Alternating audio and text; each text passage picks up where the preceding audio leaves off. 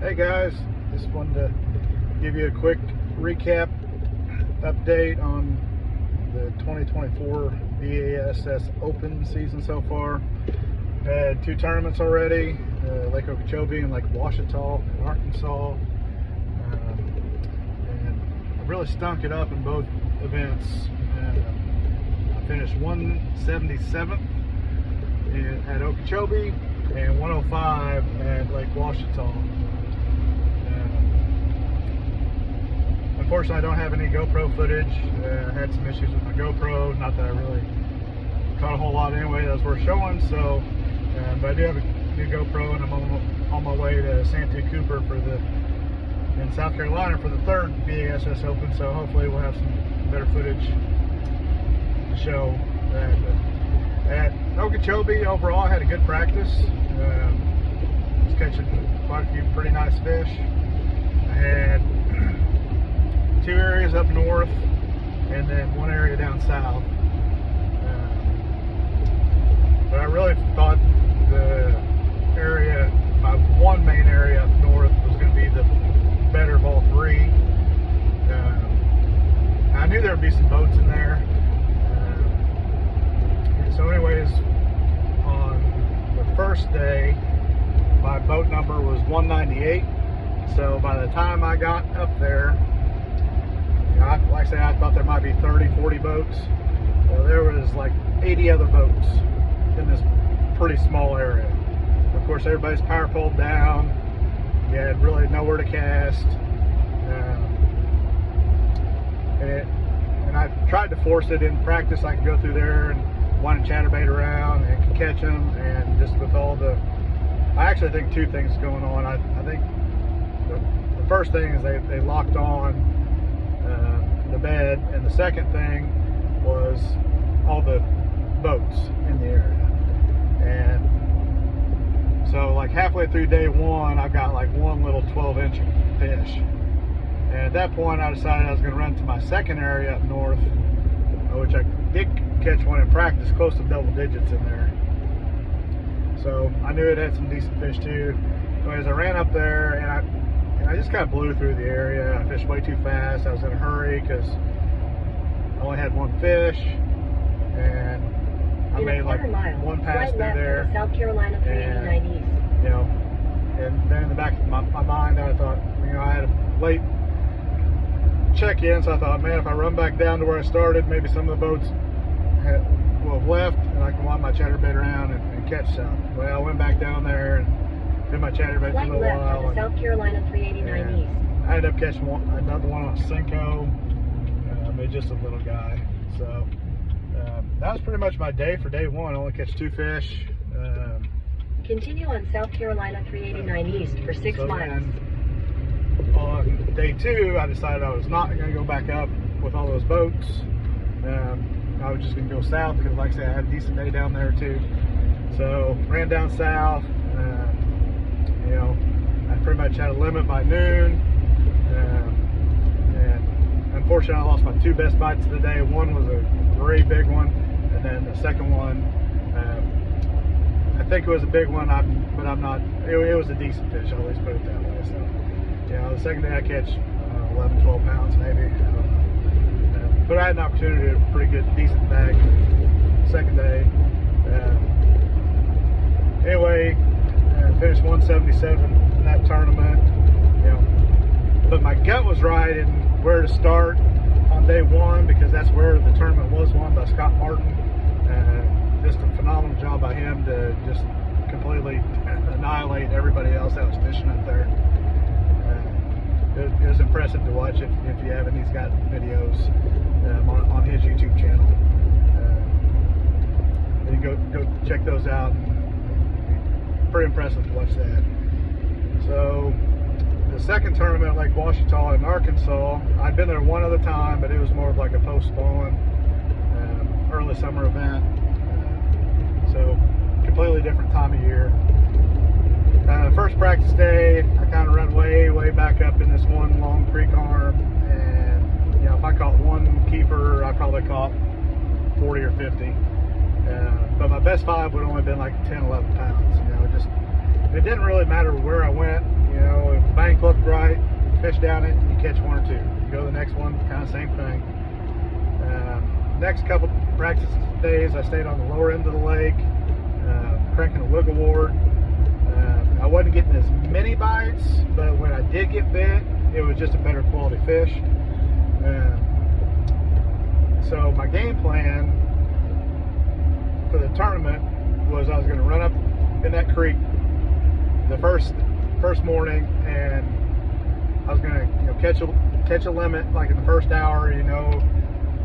If it weighed 7 to 10 pounds, that would be fantastic, and then I could go the lower end and crank my wiggle ward around, hopefully catch a couple big ones. When I was up in that creek, it was kind of I was parallel on the bank. That's where they're going to be. When I was down on the lower end of the lake, I was cranking down through a lot of standing timber and stuff, and you just never knew exactly where your bite was going to come from.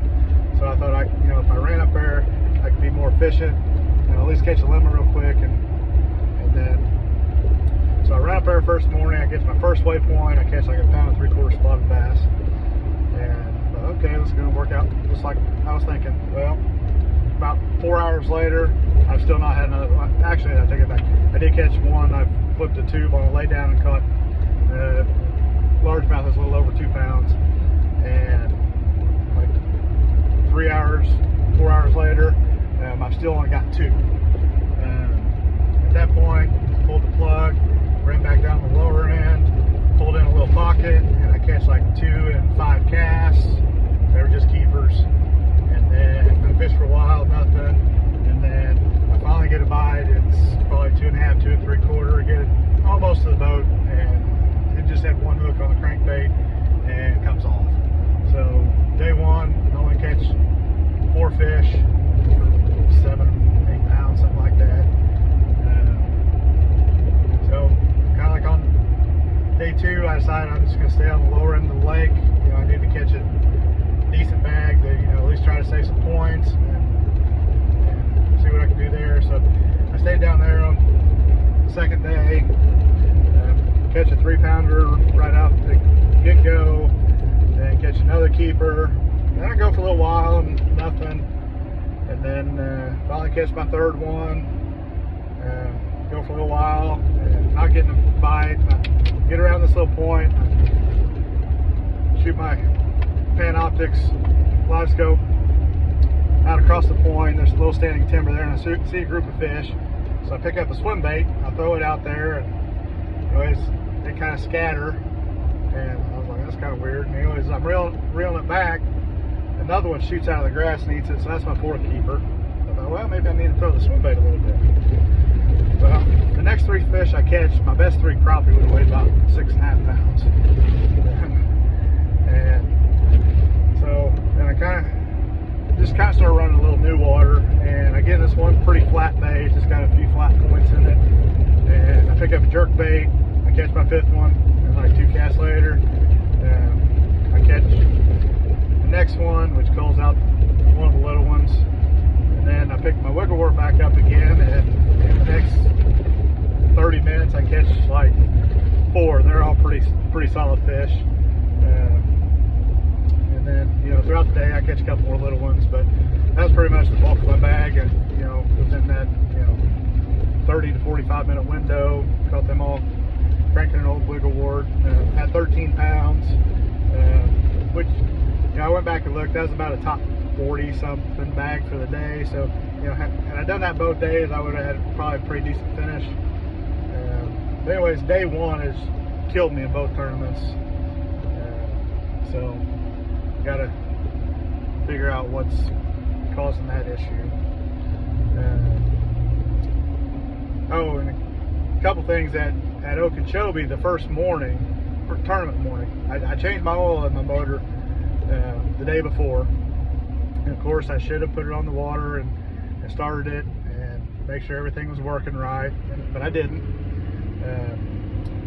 So if you change your own oil in your Mercury and you take the oil filter off, make sure that the gasket on that oil filter is not still in the motor. Because when I took the old one off, the gasket had come off the filter, was stuck in there. So then when I put the new one on, it was double gasket, and oil was everywhere. It was terrible. But I did get that fixed before takeoff first morning, so that was good. In a quarter mile at the traffic circle, take the second exit onto South Carolina 389 East, 96 Road. If you have Garmin Echo Map units, not the new model that just came out, but last year's and previous, if you can, either go to the Garmin website or Active Captain and download the new updates for that. There's some pretty cool new features. I've got a lot of waypoint files for the years I've been doing this, and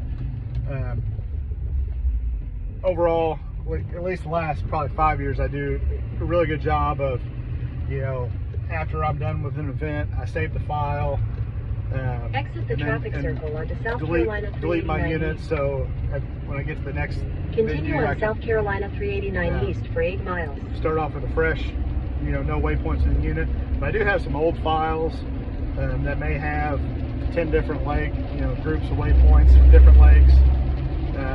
Anyways, with the new update, you can go in and you say I pull up an old file that's got 10 different lakes.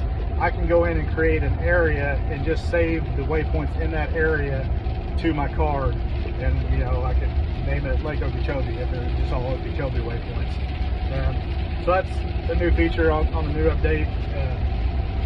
That's really handy if like most people probably have some waypoint files that have multiple lakes on them.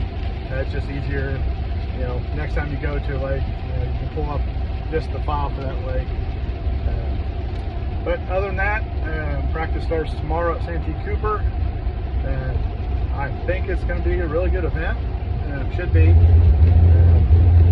They should probably be getting ready to spawn. I don't know if any of them have started yet. Should know tomorrow, but still may be a pre-spawn event. There may be a few starting to. So we'll see how it goes. But I'm looking forward to the event. Never been here, but it's got some giants in the lake, so it should be fun. So anyways, talk to you next time.